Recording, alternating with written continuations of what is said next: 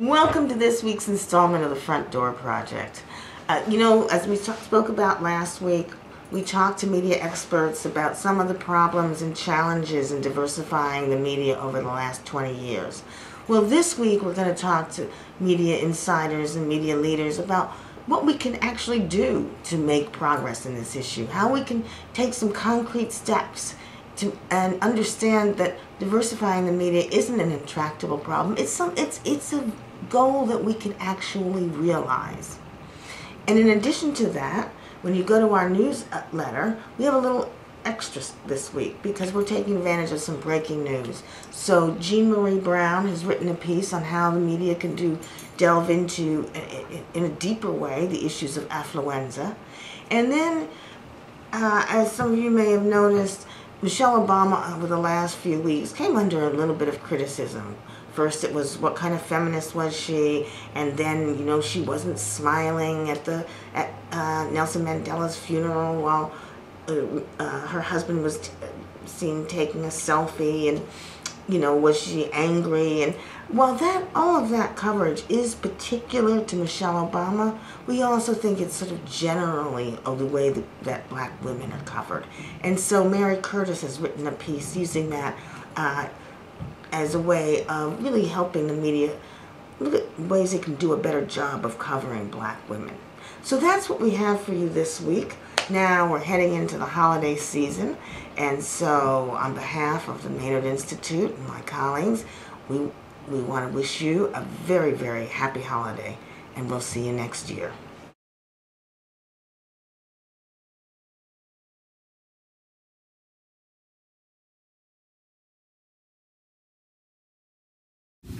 Recommit.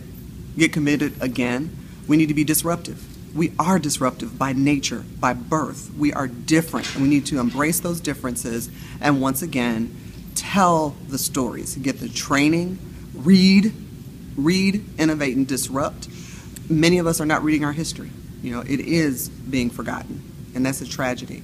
So I think we need to double down, recommit to a collective cause, and we can agree on that cause, whatever that may be, but it needs to be a principled purpose. I've worked at publications like The Root and Black Voices, and now I'm at Mother Jones, which is a predominantly white publication, and I really am starting to understand more the need to really create diversity in these predominantly white publications, as opposed to big companies starting a black website or a gay website in as a way to answer some diversity concerns. And so I think that moving forward, refocusing that attention on the mainstream publications and diversity in the mainstream publications is a focus that I think is really important. And so for me, what I want to see continue to happen is, are we recruiting in different places? So in one context, are we not just going to the Ivy League schools? Or are we not just posting on job boards that you have to be in the know to know about? How do we find a broader pool of people from different backgrounds, from different economic classes, from just really different places and different identities and different experiences? And when I see that happening, then I'll be more confident about the progress in the future.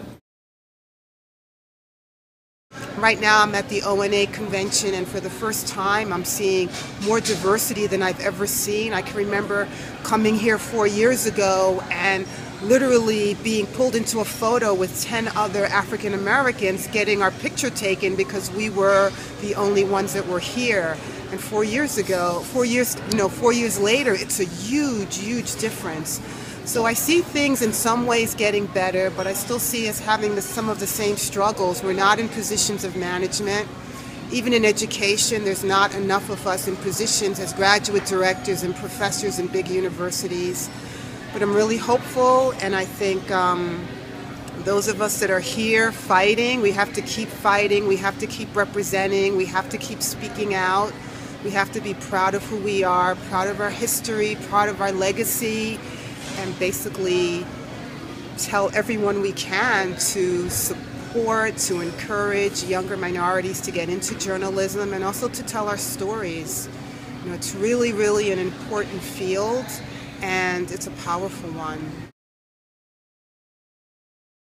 Honestly, I think part of it may evolve naturally just because of the browning of America. Eventually, the people who are going to be here, I mean, I'm talking decades away, but the people who are going to be here are going to be people of color, increasingly so. So I think part of it will, I'm optimistic that part of this will be a natural evolution towards more inclusion and diversity. I'm hopeful. But I still think that it's important for people who have whatever race or ethnicity or gender you are to recognize how important it is if we're to produce quality media. It's absolutely important that we are serving the populations that we cover well, and to do that, that means having people in your newsroom who come from different experiences, socioeconomic levels, geographic regions, who may have had different language experiences, race, ethnicity, sexual orientation. All of that is important. So it's the bottom line about quality of coverage. Well, interestingly, the flip side of that is that I think a lot of places are more open to bringing in younger people, especially, whether it's interns, whether it's new hires to fill those spots that occasionally come open.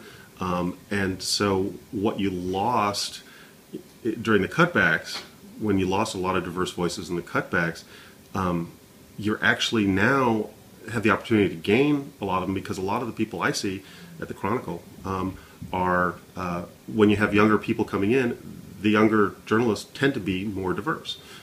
So just by bringing new people in, you are almost automatically increasing the diversity both of the staffing and the coverage. I think it starts in our high schools and colleges. We have to start teaching skills that people of my generation didn't have to learn. We have to teach coding. We have to teach video. We have to teach editing. We have to teach the skills that, the basic skills, but skills that enhance stories, like infographics and data journalism. And our students aren't getting that. But, you know, it's starting to happen, and I think in another 10 to 15 years we'll be there.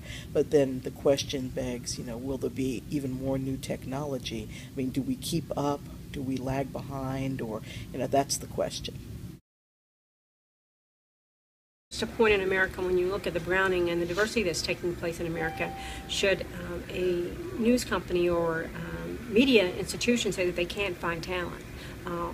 All you need to do is look around the country. I happen to live in the state of Texas, which is one of the more diverse states in the nation, and nearly half the student population at my university is non-Anglo. So there are tremendous opportunities. And although I think there's been tremendous progress with regards to the digital divide, I think there's still much work to do in terms of acceptance of all people. Well, so bad to complain and not talk about a solution.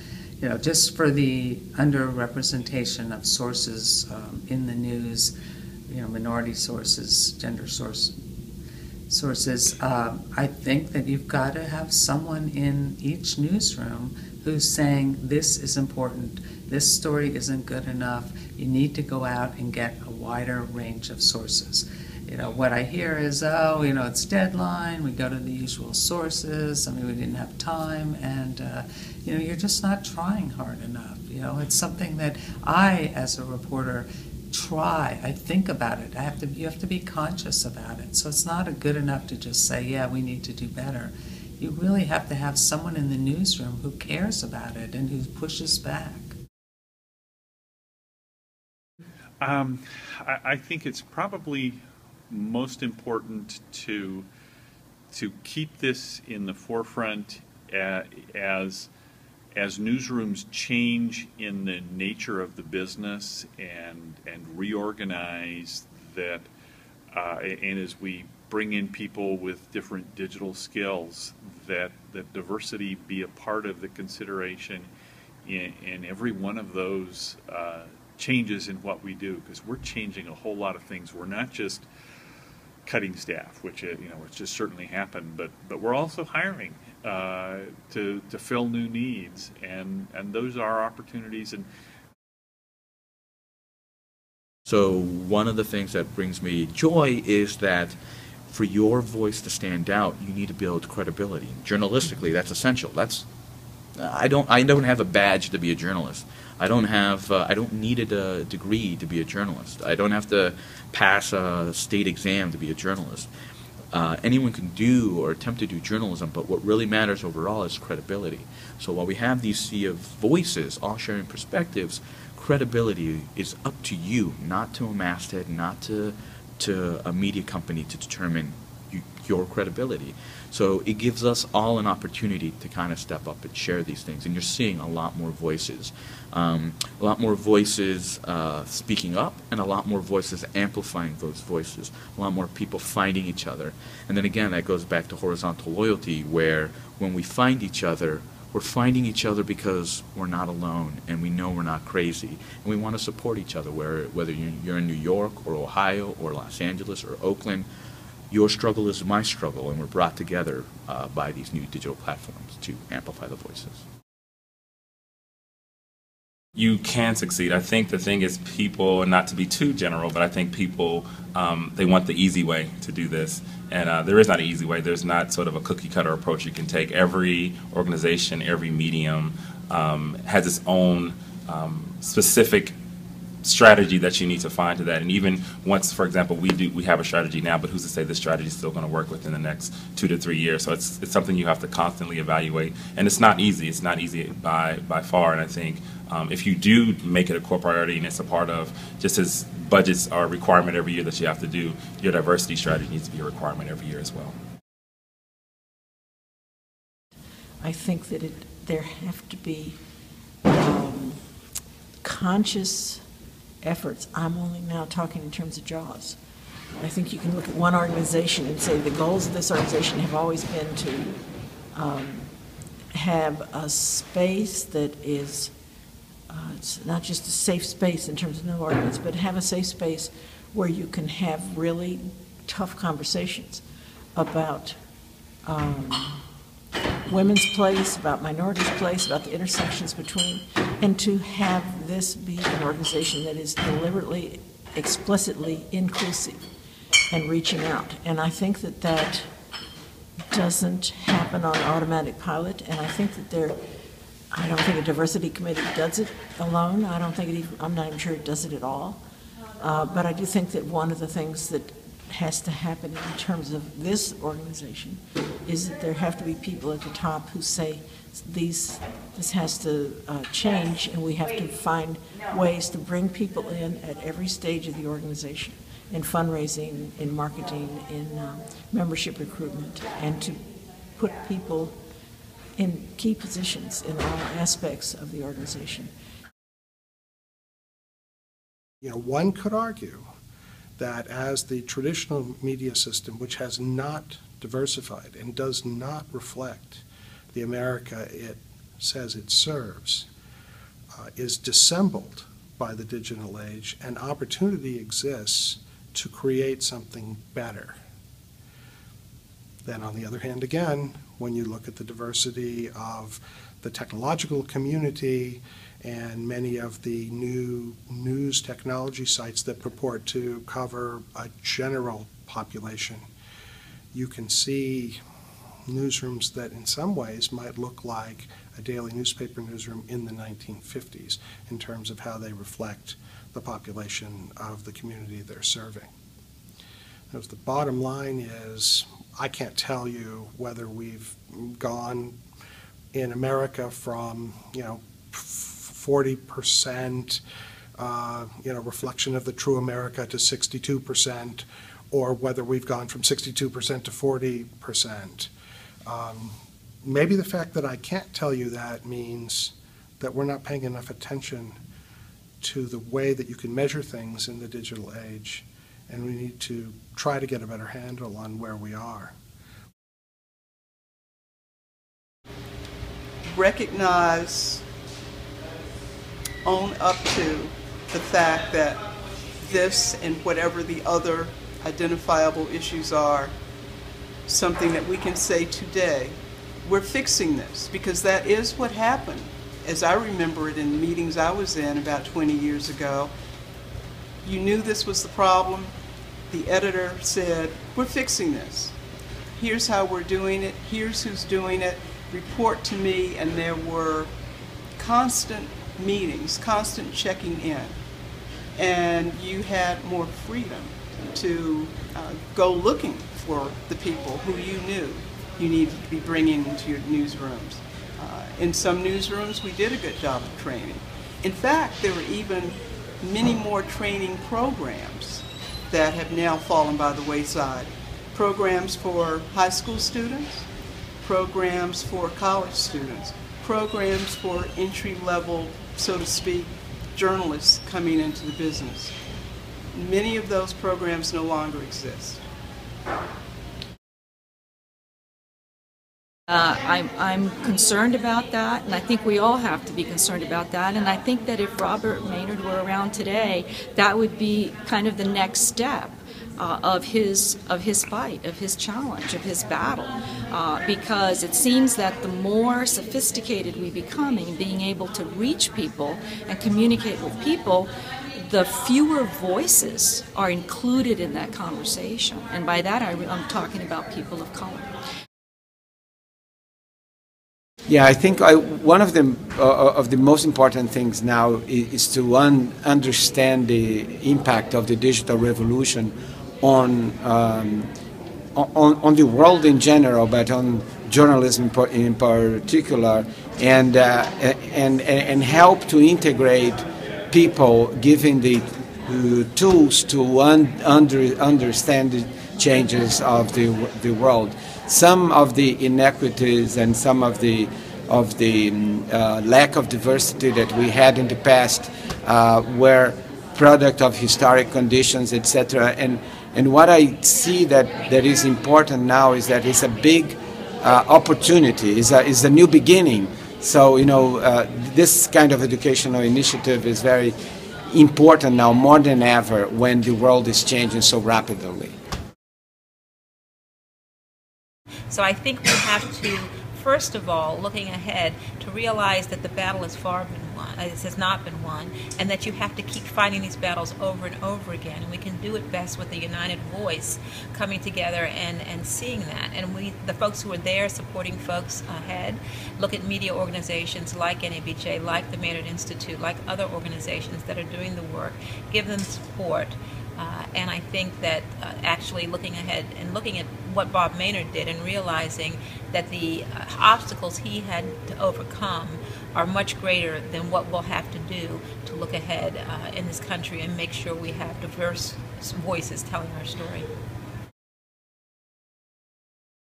And I think that as we move forward, nobody's really done a great job in predicting the future ever, but what we can learn from the past is just how those changes have affected media. Previously, there's a proliferation of more sources and more tools, whether that was moving from print and press to radio to television. There's now social media and so many more tools, so that requires and is the onus, I think, on journalists to be able to be fluent in more languages, not only in the tools that they use, but in the communities that they speak to as well.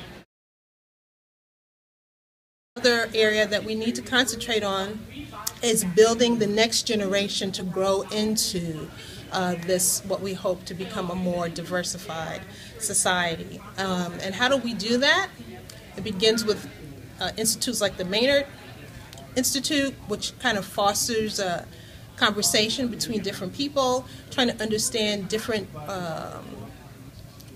points of view, and also trying to understand how through these conversations we can move the needle forward when it comes to progress.